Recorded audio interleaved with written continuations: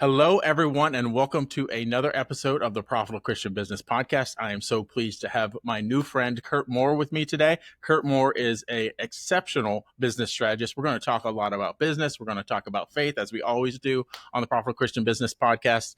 But thank you so much for joining us today, Curt. Curt, why don't you give a brief introduction? Sure. Well, thank you for having me on, Doug. I really appreciate it. Just a brief background on Curt Moore. I was born and raised in Colorado, went through the public schools in Greeley, went to the University of Northern Colorado, studied business there. I graduated from college and went into the oil and gas industry and worked there for 30 years. I retired in 2021, moved down to Oklahoma to be closer to my wife's mother. Just to keep a better, closer eye on her. And along that time, I created this startup that I'm running now called Moat Title Security. I've been running that now for about 2 years. And that's an early stage startup, but I'm having a lot of fun doing that and to see how that progresses along. But again, I'm very pleased and excited and honored to be on your podcast today. Well, thank you so much for joining us, Curt. And Colorado, are you still in Colorado? I take it.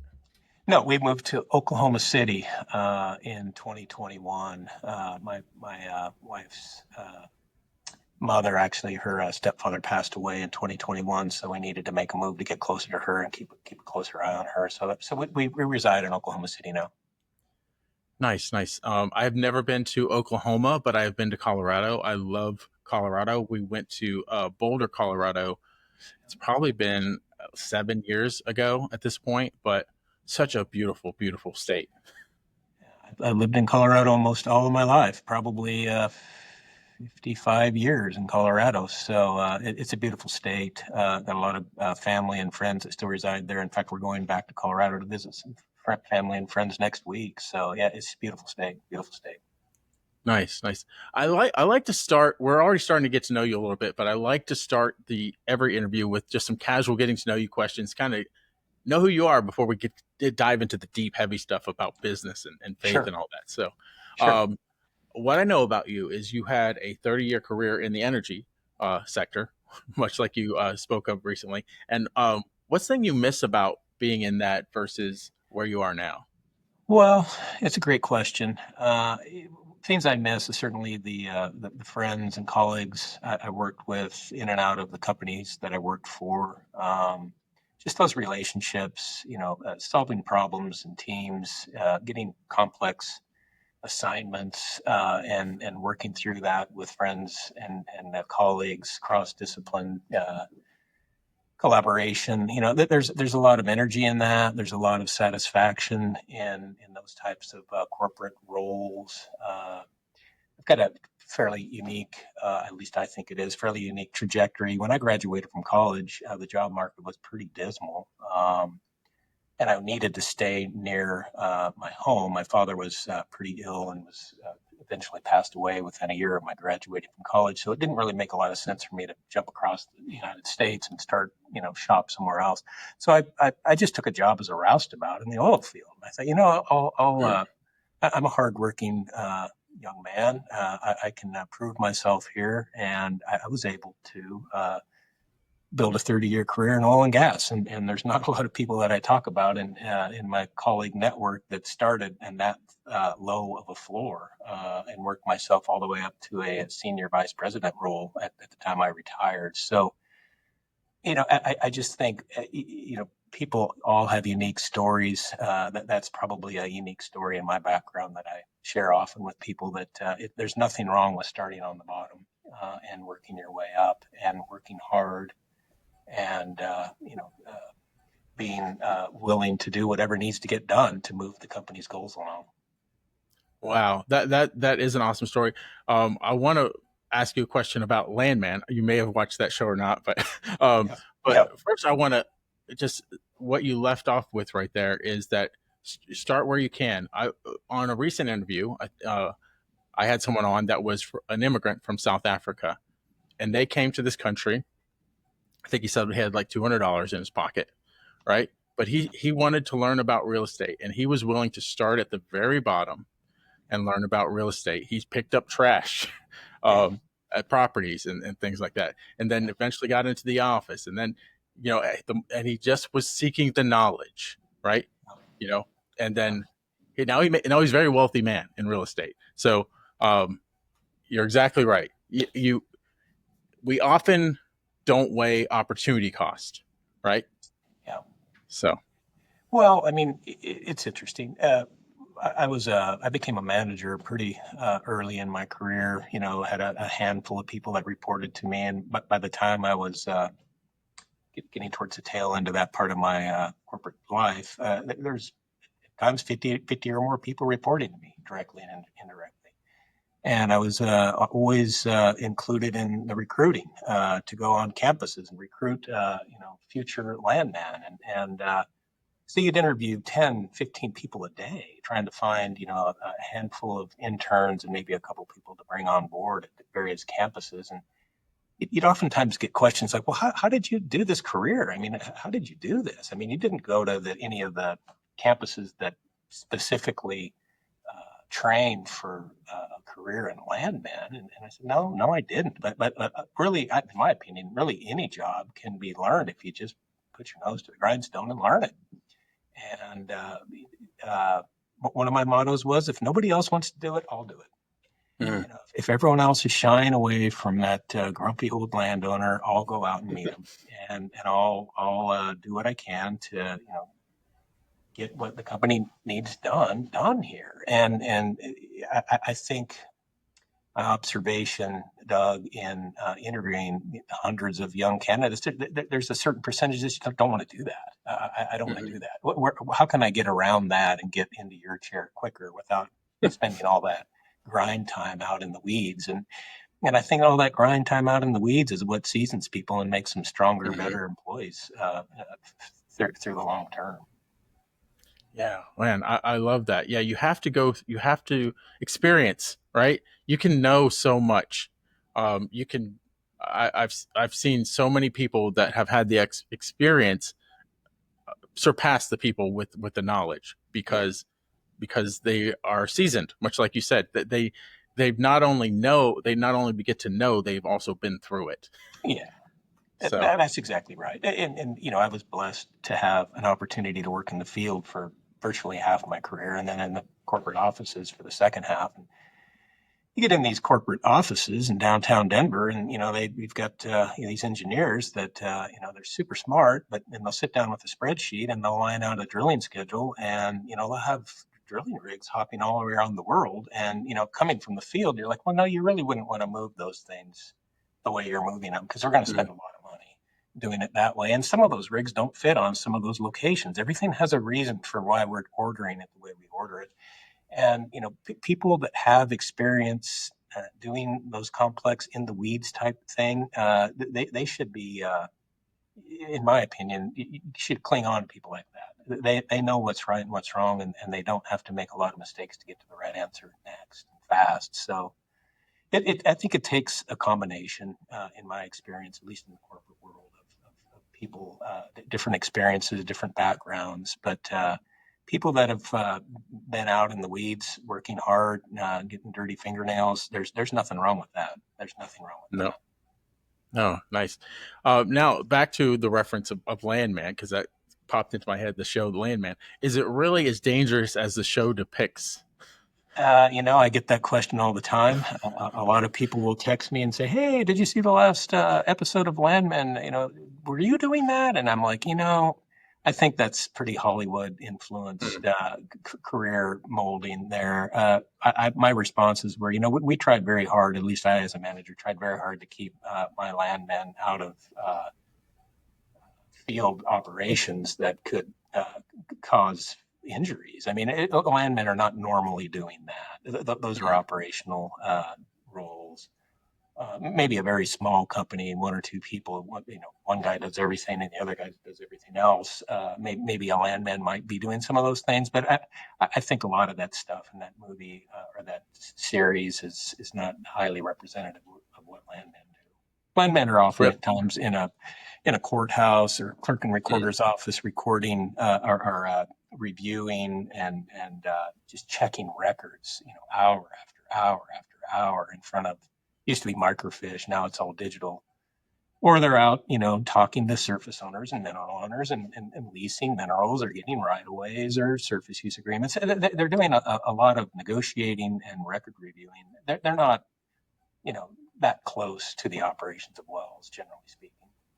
Yeah. So really, really, really dramatized. Yes. Yes. Yeah. But that's how they get viewers, right?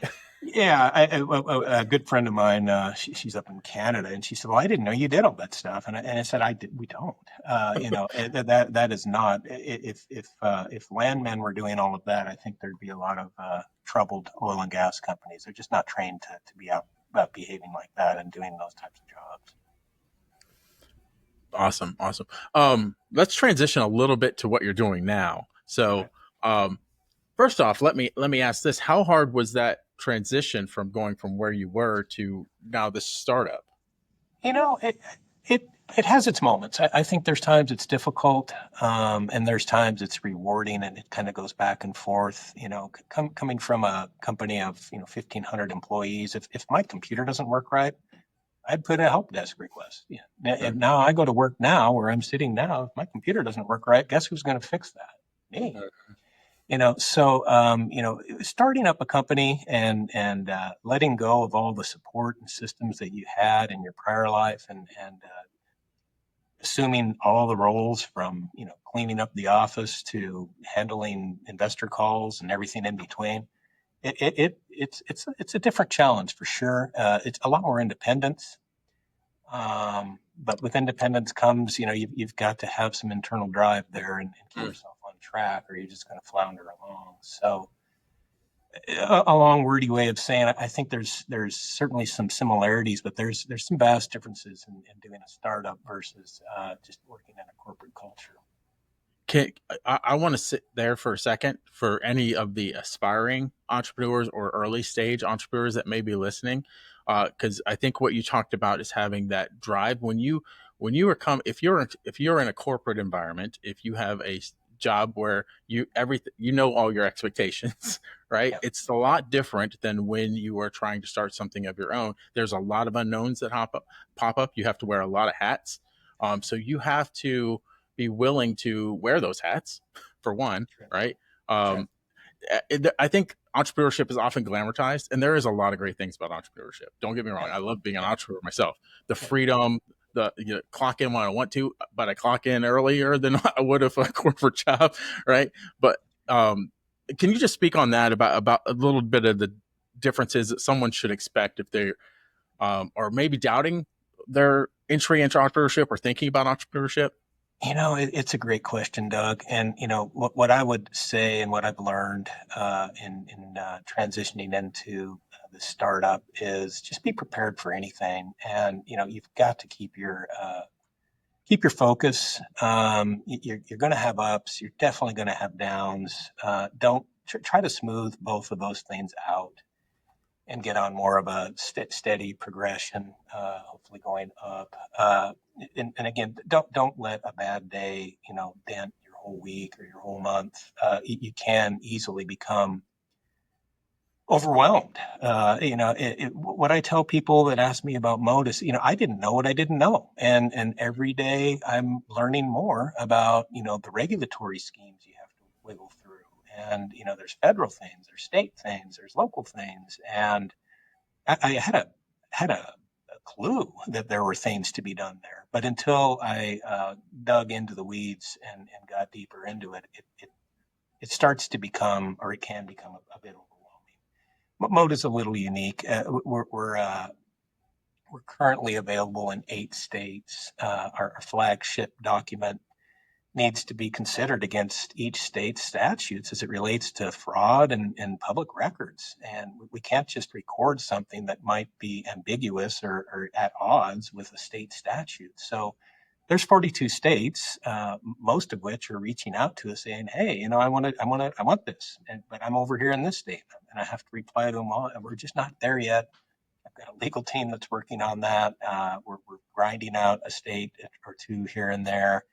But, early stage, I didn't think that was going to be that tough. Mm. And I've switched, legal firms. I'm on my second legal firm trying to accelerate that because I think it's risky to keep telling people, you can't have this, you can't have this, keep shooing away business. So long-winded way again. Sorry for some of my long-winded answers. It just gets to be, it can get to be a little bit frustrating because steps you think can be taken quickly sometimes don't happen that quickly, and they take a lot of time and they take a lot of capital to get across this bridge so you can go to the next step. And I think people that are considering startups certainly take a hard look at the complexity and take a good look at the timelines and be realistic with what it's going to cost and how long it's going to take to get you where you want to go. And be sure that you have the tenacity and the stay power to do that and have access to capital to do it. I think a fair amount of startups have some of that, but not enough of that, and it gets them in trouble early and can kind of diminish their drive if they're not careful. Nice. Um, so I was going to wait till later in the interview to go here, but let's talk a little bit more about what Moat actually does. So can you kind of explain what your business is? And the follow-up question, so you kind of even go into this, is did you have exposure to this business prior to transitioning? That's a great question. I get that quite often. What Moat does, and there is a backstory I'll feather into this. What Moat does, what I came up with, Doug, is what is called a notice of title freeze. And what that legal document does, and that's copyrighted, protected, it essentially performs and behaves much like a consumer credit freeze, if you're familiar with that. Mm. If you are living in the United States and are alive, perhaps even if you're not alive, your personal data has been lost, probably multiple times. I know mine has, and I can name them all off. All the different things, employers, agencies, even one of the credit agencies got corrupted. So I have no expectation that my personal confidential information is not wherever anyone wants it to be. So I'm a big fan of freezing my credit. I just freeze it. And I've got two credit cards, a Southwest card and a United card, and one of those cards will blow out probably at least once a year because they'll just send me a message saying, "Hey, look, we noticed some strange activity on your card. We shut that down. We're going to send you a new card. Be sure to change all your payments that are attached to that card when you get it." And I think that's great. 10, 15 years ago, some of that stuff may have tried to stick to the consumer, but it certainly keeps my eyes open to just how little confidence I have of my personal information and banking information and credit information being protected. So I just freeze my credit. And there's nothing wrong with it. I think that's a safe thing to do. I think that's your most risk of someone attacking you is opening up new credit and stinging you with a new fraudulent credit, and that just gets stopped in its tracks by a credit freeze. If I've got my credit frozen, I can't even apply for new credit. I can't. If I apply for a credit card or apply for a loan, it's stopped. It just won't go. I have to unfreeze my credit for action to be taken, and I think that's fine. So I modeled the notice of title freeze after that. You record a public document that says, "Hey, look, I own this property. I'm worried about title fraud for myself and my property. I'm going to record this notice of title freeze.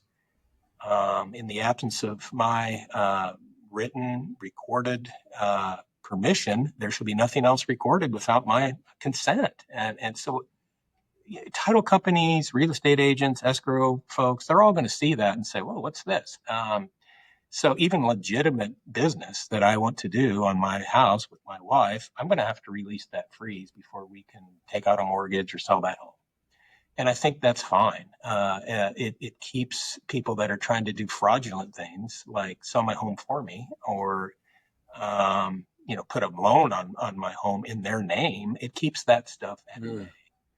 That's the flagship document. We've also got another document called a notice of occupancy, and that was built to protect property owners from squatters. So we've got a fair amount of property management folks and people, real estate investors that you see it in the news all the time now. People just in different states just say, "Hey, look, I'm going to move into this empty house, and I'm going to claim I have a right to be here, and and it's going to be meet my word against the actual owner's word, whether I'm a tenant that's legitimate or not." And they can probably wind that out for 3 to 6 months before they finally get evicted. And meanwhile, they're destroying the property. Mhm. And our notice is similar in that respect. It says, "Hey, look, I own this property, and I have no intent of anyone else being in it.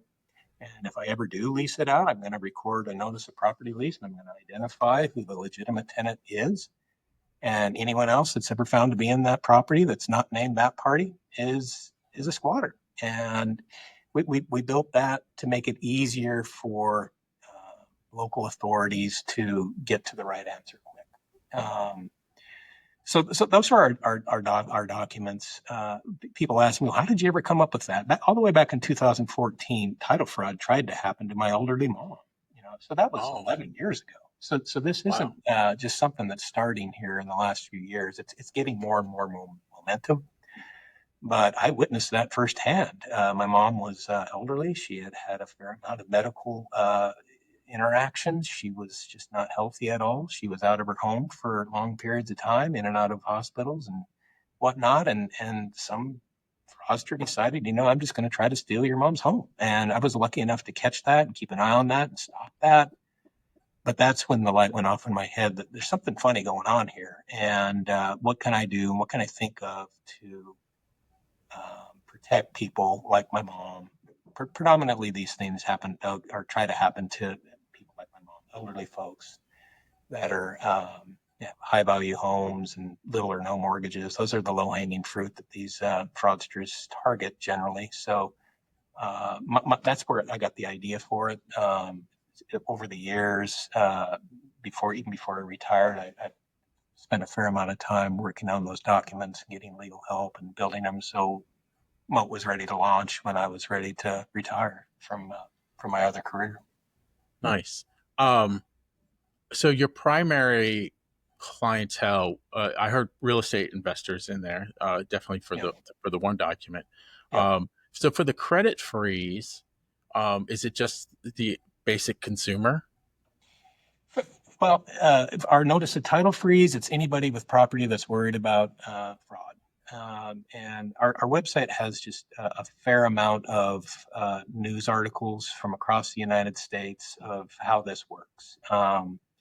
People that have, a vacant lot that they bought somewhere in a Vermont or somewhere where they want to retire, and they bought this lot, and they're both working, and the retirement plan is to build their dream home on this lot when they both retire. Meanwhile, someone sees that lot's empty. They record a fraudulent deed. They in the records, take over that property, sell it to someone, and they go about life and build a home on it. And there's stories out there where people that went to check on their vacant lot and there's a home on it. It's, well, how the heck did that happen? So you go research the public records and say, well, here's where it started. Mm. John Fraudster recorded this quick claim deed from you to him, and he took off and mortgaged the thing and sold it and did all kinds of crazy stuff. And that I think is just a ridiculous misuse of everything that's right and wrong in the world. And I think the best way to stop that is to stop it where it starts in the public records by recording a notice of title freeze. And if John Fraudster would have seen that when he was considering that lot to attack, maybe he would have said, there's got to be a better place to attack. These people seem like they're prepared for my attack. So it's a twofold thing. It's a deterrence. If I'm going to attack, say I'm a bad guy and I want to attack Doug Greathouse's um, property, I'm going to have to go to the public records in the county or the parish where your property is located. I'm going to do some research on you, and that's exactly where I'm going to bump into this notice of title freeze. And Wow. so it's the first thing it does is say, yeah, maybe this is not your best target. So if they see it and move on, you win. If they don't see it or don't care and attack anyway and start and record a fraudulent deed and then try to mortgage it or sell the property, you're going to be in a lot better shape to go quiet your title with that notice of title freeze in hand to go to the courts and say, there's fraud here. Look what I did to protect myself from fraud, and look what happened here. Someone recorded this. This couldn't have happened. It should have been, for it to be legitimate, it needed to be released before something was recorded. This got recorded without a release. It has to be fraud. So we want to make that a very black and white process that deters fraud from starting in the first place, and if it does happen, it's easier to suppress and get corrected for the affected party. So that's how the notice of title freeze works, and that's what we feel pretty good as a startup company. That when people are given the options of A, do nothing, B, monitor my title, or C, record a notice of title freeze, we believe ours is going to be the most comprehensive and proactive defense to this type of fraud. Nice. I didn't even know. It's sad to think that there's those type of criminals out there that are just looking for properties to seize. Yeah. I didn't either. It literally in August of 2014, I had never heard of it. And you've got your elderly mother in the hospital. You and your siblings are pretty distraught over all of that. And then for something like this to pile on, you just think, well, number one, I couldn't even believe it was a thing. And I was talking to the corporate attorney at the company I worked for at the time. I brought it up to him. He said, "Oh yeah, that's a thing. That's happening. People do that. That's wow. You need to protect, and they're going to be attacking people like your mother, and they're always trying to attack the most vulnerable." And he was just kind of matter of fact about it, and I'm like, "How is this even possible? I mean, and how is that not something that could be legislatively fixed, or somehow, somewhere, somebody should be saying that's wrong, and how can we stop that?" But it seems like the market's going to have to be the fixer of it, I guess. Yeah, sounds like the one of the main entrepreneur stories is like you experienced the problem and you set out to provide the solution. So that's awesome. Kind of a fun question, but almost almost really mean this. With the credit freeze, does that stop the credit card companies from sending you the applications? It doesn't. I still get those. I get, and it's remarkable. When you freeze your credit, there's 3 credit agencies, and you have to freeze your credit at each one. And different banks and different credit cards, they use different ones. So you can't just say, well, I'll just do this one or that one. You got to do them all.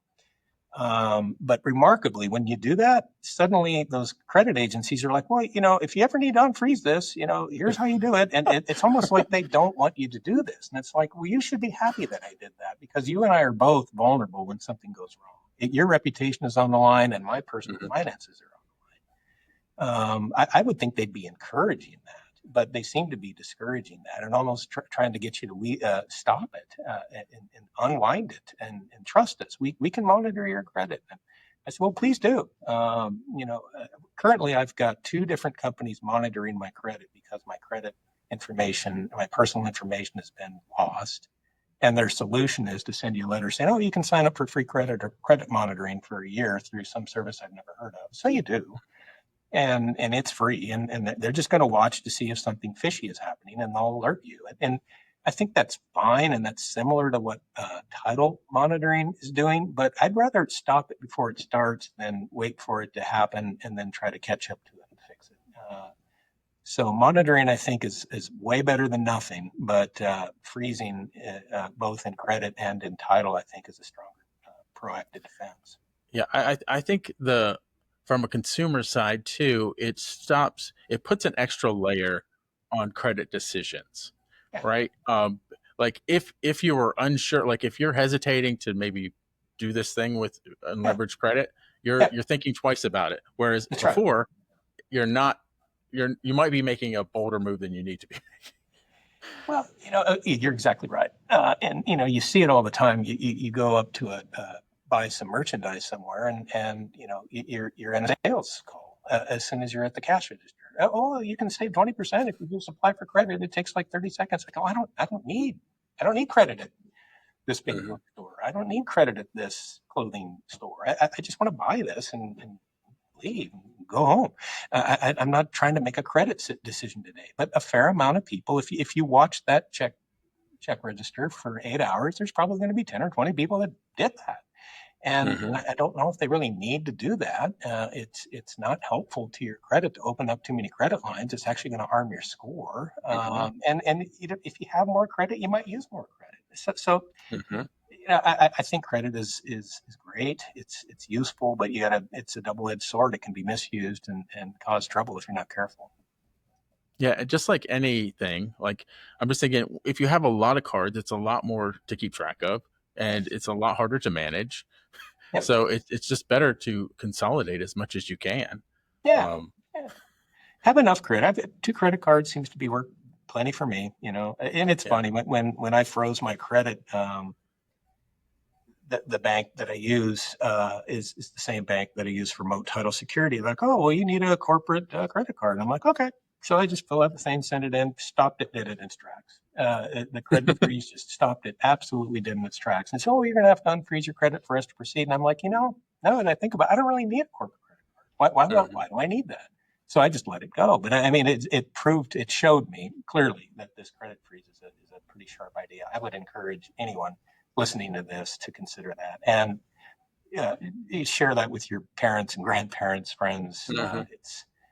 It's not that hard unless you're a super compulsive buyer. It's not that hard to unfreeze your credit if you do want to get a new mortgage or buy a car at a car dealership and apply for credit. It's just going to take a day or two, and you're right back there doing your business. And when you're done, you can freeze it up again. Yeah. Yeah. Awesome. Awesome. We do something on every single Profitable Christian Business podcast show called the fill in the blank question. And this, we're going to dive a little bit into faith now. So, Christian entrepreneurship is really about blank for you. Christian entrepreneurship for me it's a great question. I love that question. It would be partnering with brothers and sisters in faith to follow the will of God, Jesus, and the Holy Mm. Spirit. I, Doug, in my life, that is a motto that I would take to anybody. Make sure you're partnering with people of faith and you're growing faith. You're being that light in the world. You know, help those that are the least of these. I mean, there's so many parts of scripture that it's so easy to hear, but don't act upon. Hear it, have eyes to see and ears to hear, and then do something with that, and Mhm. partnering with people of faith is a huge cornerstone part of my life. I love that you said. I think a lot of Christians miss out on the action piece. Yeah. Like they'll do the religious practices, right? They'll go to church, they'll read their Bible, but there are a lot of things that God calls us to do in the Bible that we should be doing. Yeah, Evangelizing, right? absolutely. Um, helping, as you mentioned, the least of these, right? Yeah. Um, The scriptures are so clear, and I'm not good at quoting exactly what book they're in, but people are asking Jesus, well, how can I get into heaven? I said, well, follow the commandments, love your neighbor more than you love yourself. And he just lists them all out there. He says, well, just sell all your worldly possessions, give them to the poor, pick up your cross and follow me. And what does the guy do? He just turns around and walks away. And you think, mhm, didn't he just tell 12 other folks, follow me? And they did.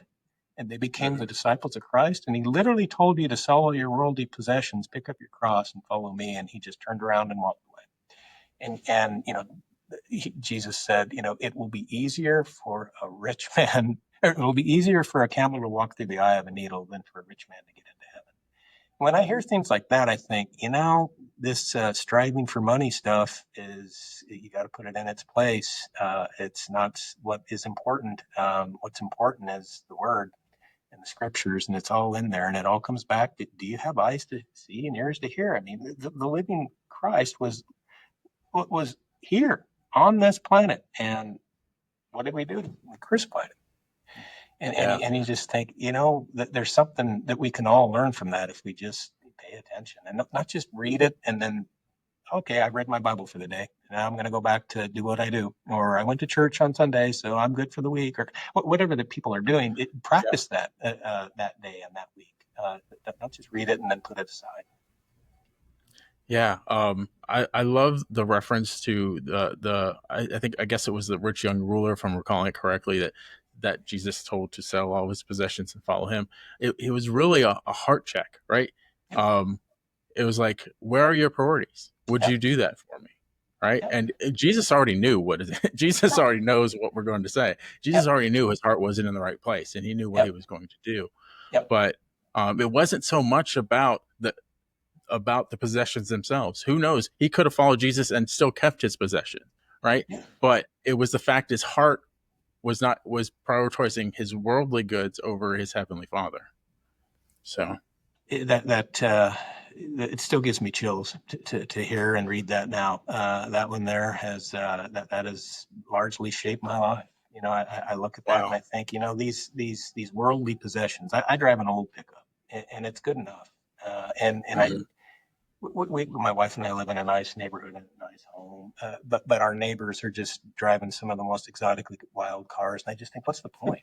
What is the point? I've got an old Ford pickup; it's good enough. It's not about all the things. You're not taking any of that with you. So I think those are yeah, good words to live by. yeah. I love all of that. Another, we could talk about that for a long time, but thanks for tuning into today's episode. As a Christian entrepreneur, we want to give you something for free.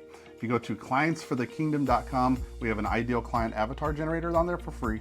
It's something that we've spent thousands of dollars on, countless hours out, and building out this structure of showing you who your ideal client avatar is and an offer stack that can work for your business.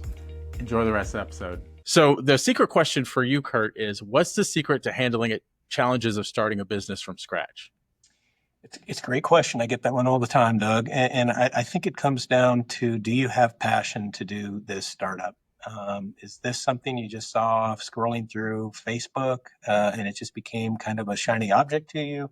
Or do you really have passion to do this? And do you have the stay power and the wherewithal and I call it the grind it out to get through the long, hard days that don't look like this is going to work? Are you going to give up? Do you have access to enough startup capital? Starting up a business is it's expensive. I've poured a tremendous amount of capital into the startup of Moat, and different startups are going to have different capital requirements, but at the same time, I don't know if any of them are going to be necessarily light on capital. There's just a ton of stuff you have to spend money on, stuff that you're prepared to spend money on, and stuff that you were never prepared to spend money on, and you have to do all of it to keep it going. And you're going to be more apt to do that, Doug, if you're passionate about what you're doing. If you're just doing it because, oh, I might make money doing that because I saw it on Facebook, that's not deep enough, in my opinion, to stick with it when it gets difficult. So if you're going to do a startup, do something that you're passionate about and you want to see succeed, and you're going to stay with it, and you're going to grind it out when it gets tough, because it will get tough. There are days when a startup, I don't, I can't imagine that Facebook had its a soft, easy trajectory. I'm sure there was a lot of struggles there. I'm sure there were struggles with Google. They were all in deep competitive environments, and they rose to the top, and good for them. And there is many that didn't, that were like them. But at the end of the day, do something that you love to do, that makes you get up and go. If you find yourself driving to work dreading it, you're probably in the wrong spot. And that's the same way with startups. If you get up and think, I don't want to do this, why am I doing this? I don't like this. Then you're probably not going to succeed as a startup. If you get Yeah, up I thinking, love I that. love this, then you're probably going to get it done. Yeah. I love the fact that you point out, like, a lot of people, the first thing they think about entrepreneurship is I can write my own ticket, I can blaze my own path, but they don't think about what it takes to do all that. The sacrifices you have to make. Yeah. Some, like, I think doing some research in the beginning. What is it you're pursuing? Look at like look at what it takes to build something like that, right? Sure. Is it going to take a lot of capital you may not have right now? Because Yeah. if you don't have capital, you have to spend a lot more time. And sometimes that's not even enough, right? Yeah. No matter how much time you spend, because you're Yeah. competing against people that do have capital. That's right. Right. So That's right. Go ahead. No, you And, go ahead. Other things I did when I was toying with the idea of actually launching Moat, I just talked to people that had done startups, and there's any number of places you can reach out and just chat with folks that have actually started up businesses. And they told me a lot of things that I just said. Curt, are you passionate about this? Do you have enough capital to do this? Do you understand how complicated it's going to be to launch a 50-state business with all of the legal implications that you've got, recording legal documents in thousands of counties across 50 states? Do you understand the magnitude of how complex that is and how much legal dollars you're going to spend getting that ready to launch and then launching it? And then you got to educate a market that is generally unfamiliar with what you're even protecting them from. So you've got a pretty big ramp to crawl up. Are you ready for that? And obviously, I must have said yes to all of that at some level, but it's very eye-opening to hear some of that from people that have started up successfully and ran businesses, to say, prepare yourself for what you're getting into. This is not just someone's going to call you next week and say, good for you, pat on the back, look what you did. You're super successful now. You made it. It's just going to take a lot more time and effort than that, generally. Yeah, you have, and I want to just go back to what you said about having the right motivation, the right why, we often call it, why you're doing what you're doing, because it's not when the valley is coming, it is coming. Yeah. Right. Oh, yeah. Yep. Or not. It's not if the valley is coming. There is a valley. You will experience peaks and valleys, and you have to have enough of a why in the valley to get through the valley to the next stage. So I think a lot of people think my why is I just want to, like, kind of like you said, I want to make a lot of money, right? Yeah. No, that's not going to be enough. Well, I think anybody, someone could say, I could have invented scooters. They're all over downtown. Every downtown I'm in now, there's scooters everywhere. And, well, I could have done that. And, well, anyone could have done it. But, do you have any idea how complicated that would have been to build out the infrastructure and, build, thousands and thousands of scooters and computerize them and, pay on the scooter handlebars and all that stuff? It's probably not that easy. All these things that you see that are successful, I imagine there's, for every one success story, there's probably 100 swing and misses. And, if money is your motivation, I think it's risky that you keep taking more steps. I believe there needs to be more to it than that. Yeah. But I'm glad I one of the first entrepreneurs. I grew up in Florida, in Fort Myers, Florida area, and Thomas Edison had a winter home there. And he was one of the first entrepreneurs as a young person that I actually read about and learned about. And the amount of times that he failed in order to succeed, that really, I'm glad that stuck with me, because I knew for, like, early on that there were going to be many times that it wasn't going to hit, right? But I had to keep persevering until it does. Yep, that's exactly right. It's a lot like sales, and I'm not a good salesperson, but you talk to people that are in sales, it may be different now in the internet phase, but back in the day, literally pick up a phone and call 100 numbers trying to get one person to keep talking to you. Mm-hmm. And, if you think about 99 rejections to get one person to maybe have a conversation and maybe become a sale, that's a rough day at the office. No matter how you gauge days at the office, to me, that's just a little bit. Your Edison story is exactly right. How many things did he not do before he got the things that he did do right? And how do you get through all the failures to find the successes? And I think that's a big part of life. Yeah, you have to. That's part of the entrepreneur mentality, I think. Not every entrepreneur, like a lot of entrepreneurs, can maybe come from money, or they have capital maybe to put into a thing, which helps ease it a little bit. But there will be many that may ever made a sales call, right? Yeah. And then they experience that first rejection, and then they're like, oh, maybe this is it for me. Yeah, yeah. I mean, it's Moat's not exactly like that, but we've got channels in our website. We try very hard to be more of an old school customer service company, and that's driven by me. I'm not a big fan of 1-800 numbers. I'm not a big fan of chat robots for customer service. I don't have good experience with. I'll just give you an example. We had to move our corporate office here in the last 60 days. The building we were in got sold, and they're going to repurpose it, so it move offices. So you move into a new office, and well, this office has internet. In the office you had your own internet. So you go to cancel your internet. It took literally hours to get through the customer service of that internet provider. And I was so frustrated by the time I finally got to the point where they were canceling that account that I thought, I feel like canceling my home service now. You guys are just so poor with your customer service. It doesn't feel like a relationship I really want to be in. But I don't want a Moat customer to go through that. So if someone's on our internet and they want to chat to somebody, there's an information uh, address you can just write a question to, and someone will get right back to you. If you are in a state that we are currently active in or not, if you hook up with a person, that's your person. We call them an agent. And you don't have to go through a 1-800 number. You don't have to call and say, I want to talk to somebody about my notice of title freeze because I'm selling my house and I want to, release that so it doesn't get clogged up in a closing.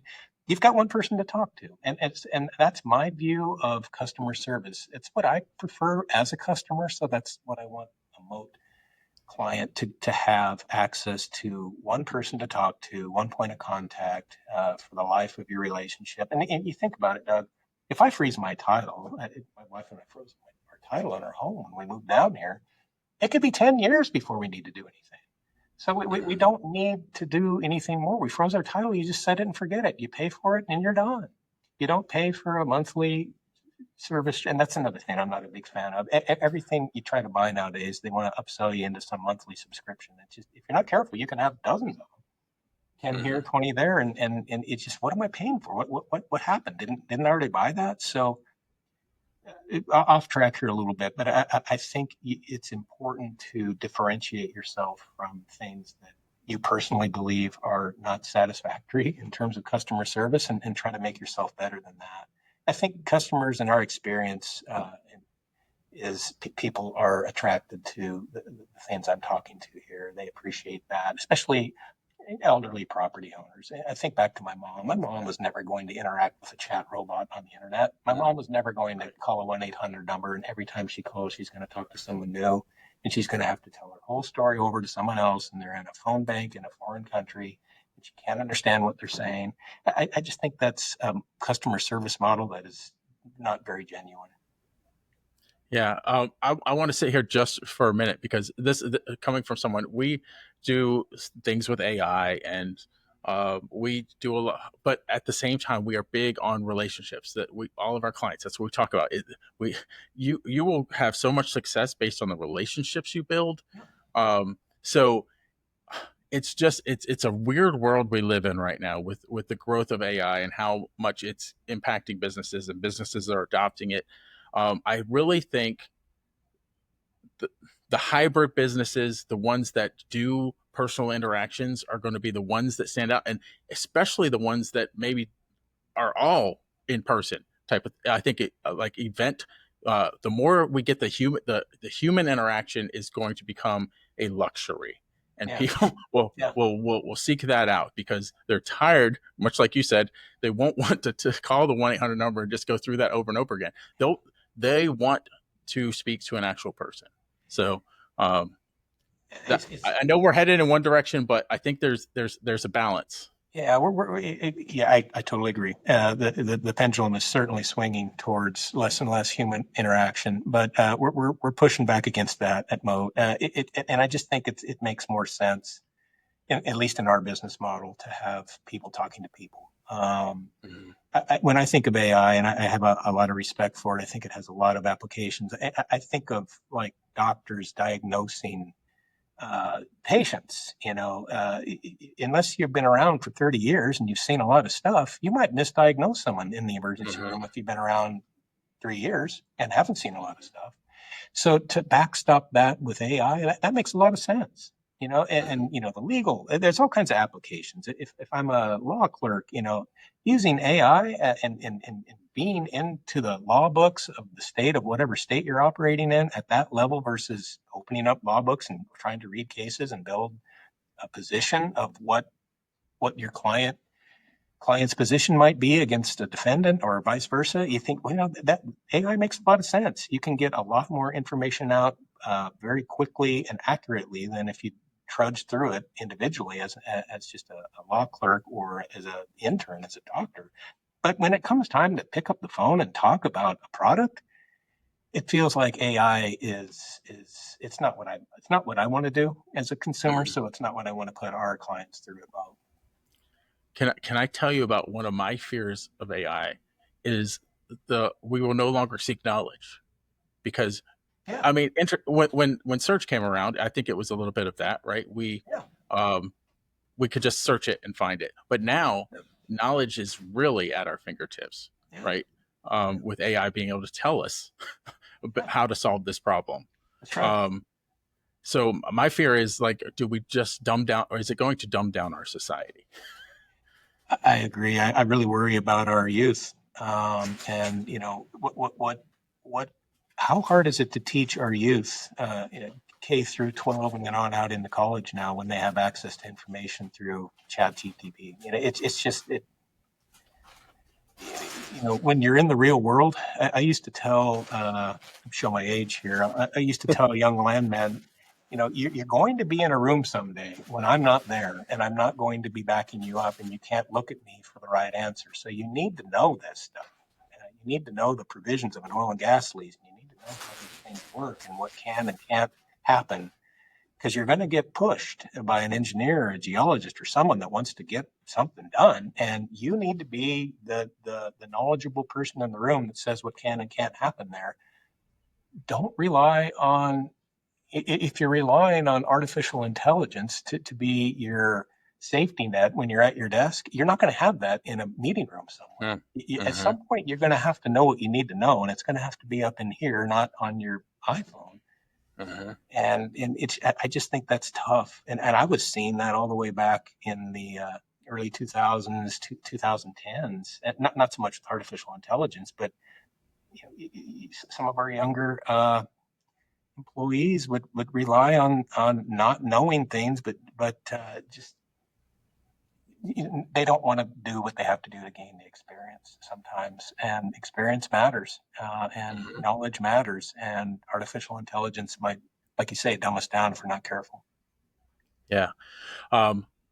Wow. The time has flew by. There are several things I want to get to before we close here. Sure. And one of those is I want to touch on one faith question and one other business question. And that business question I know your business relies a lot on educating the potential consumers. So how do you, I guess, what's the best way for me to say this? What is your method? How do you go about educating the consumers? Sure. That's a great question. Our primary avenue right now is just a very inclusive website. There's a lot of information on our website about our products and about the risk of title fraud and squatters. We try to keep that up to date. We have a lot of news articles on that. We drop podcasts on that. I would say that's a primary source of information for educating our consumers and our clients and our leads. We are interactive with Google and Facebook and other social media, just pushing out our messages and our information. We have dabbled in some TV commercials in some select markets. Very, very good response on that. It's pretty pricey, but I think TV commercials and other old school forms of media are going to be helpful. Our model is as much as possible to place agents in each state. And we're going to have more of a, we'll augment what we can do nationally at the national company level with what agents can do at their local level by being more interactive in their communities, having little mini websites and approved advertising they can do on their local levels. So I think we're going to be more of a grassroots, old school advertising campaign. And having said that, we've got to be flexible and we've got to move where our client base takes us. So we're pretty early on, though. We're only in 8 states. By the time we get, but by the end of the year, we hope to be in about half the states if we're on a good pace for that. We'll learn more and adjust as we go, but that's primarily how we'll do our education of our consumers. Real quick follow-up question. Do you find that your sales cycle is longer than typical industries because of the education piece? Yeah, I do. Yeah. By the time someone gets to our website, we've worked very hard on our SEO, our keywords, and all of that stuff. So people are gravitating to our website based on, freezing your title. But it's important for us to always remember, I know a lot about this. I knew a lot about this before I ever started this. I spent 30 years fiddling around in public records and how things are recorded and why you record them and what it means if this is recorded before that. And so it's easy for me to understand a lot of these things. The average homeowner, I was talking to a title company guy the other day. I said, the average homeowner, including myself, you're probably going to go to 5 or 6 closings in your life. And whether you're buying or selling. So if I'm buying 5 houses, there's 5 of those and there's 5 closings. So maybe 10, 12 closings. That's going to be in the midst of preparing a home for sale and probably getting ready to move either across town or perhaps across the country. There is a lot going on in your head when you're changing residence. About the last thing you're worried about is that day when you go to a closing. And now that's all pretty remote anyway. But back in the day, you'd go to a title office, you'd start signing things, they're notarizing things, they're sliding things in front of you. You probably sign 20, 30 things, and then suddenly it's over. Someone gets a check, someone gets keys in a garage door opener, shake hands, everyone's nice, you walk outside, you got a big pile of paper, you take that home, like, what is this? You put it in the drawer, you never look at it again, you're done. That's the average person's understanding of property ownership and public records. So there's a ton, long-winded way of saying there's a ton of educating people about what happens when your deed is recorded. And if you've got a mortgage, if there's a deed of trust recorded, people can see that. It's all in the public records. It has to be in there for a lot of reasons. People can see that you own this. People can see exactly when you bought it. They can see what you paid for it. There's a lot of information that bad guys can use to attack you. So be aware of that. Let's transition. This will be the last question. Next to last question. You've said, I think it's 2 years you've had the startup growing the startup. How has your faith played into that journey of this 2 years? Oh, that's a great question. That's just a great question. My faith is the most important thing of my life. When I look back on my life, the ups and downs, I'm so thankful that Jesus has saved me. And when I look at the things I've accomplished, I remember driving to work knowing that there's just a terrible, terrible, terrible bunch of trouble here, either internally or externally, and I'm in the middle of all of it, and I've got to somehow calm a bunch of silly waters, and I would pray and pray and pray all the way to work, and then invariably I'd be driving home thinking it all worked out. It didn't work out exactly the way I thought it did, but guess who fixed all that for me? Guess who was there right with me the whole time? So faith is it's the absolute bedrock of everything I do, and it certainly is for Moat. I spend probably an hour a day reading and listening to scriptures and praying, and I don't tell anyone how to pray, but I would say I don't pray for, hey, God, can you make Moat successful for me? I pray for, hey, if this is what you want me to do, please be in that with me and guide me to take the right steps to do what I need to do to make it successful. And if it is successful, let me give all the glory to you, because it's all in your hands. So to answer your question, it's an absolute paramount part. Faith is a paramount part of my life, day to day, hour to hour, minute to minute. A couple things in there. I've been the conversations, especially around entrepreneurship. There's a lot of overwhelm, a lot of anxiety, and so many places in the Bible. You just gave an example of you had a lot of anxiety about all these terrible things, driving to, and then on the way home you realize he took care of all of it, right? And he says for us to not have anxiety, because he is going to take care of it, not necessarily the way we want it taken care of, right? We have his plans are always greater than ours, and it took me a while to realize that, and entrepreneurs, we have plans, right? And we sometimes get upset when our plans don't go according to plan. That's right. Our plan, right? And I think when we just have when we just turn it over to him, turn it over to the Lord, and we can have peace in that and joy, knowing that it's going to be taken care of better than you could probably have taken care of it, right? Not. It will definitely be better. It's not an if or. It will be better than you could have ever done. But yeah, I love all that. So there was one.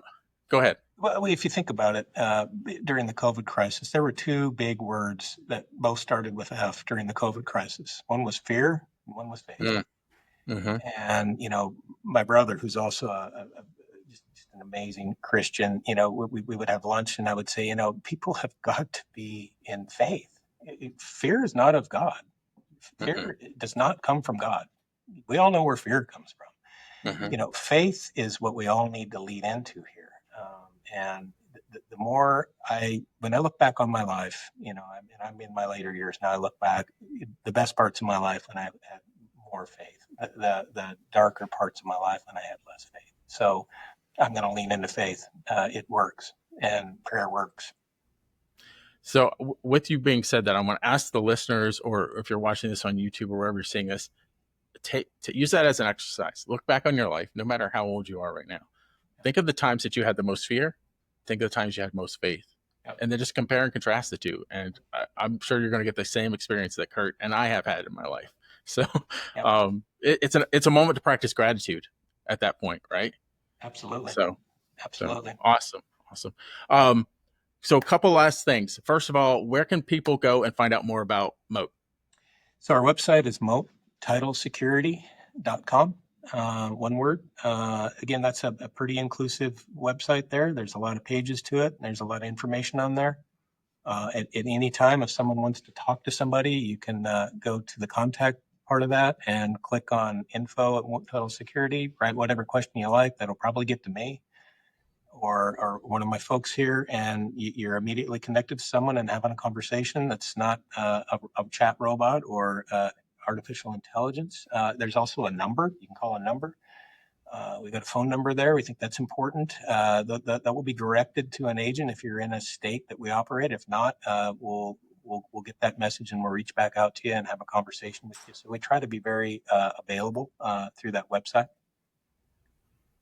All right, awesome. We will put the links, if you're watching this on video. They'll probably be in the show, in the description, or in the comments. If you're listening to this, they'll be in the show notes. So anywhere else that we can send people, anything else that you want.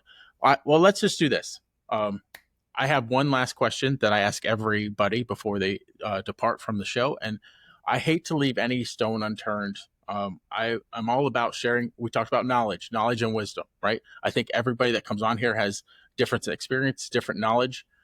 So I'm all about getting that out to everyone that is listening. So any parting words of advice for anyone listening?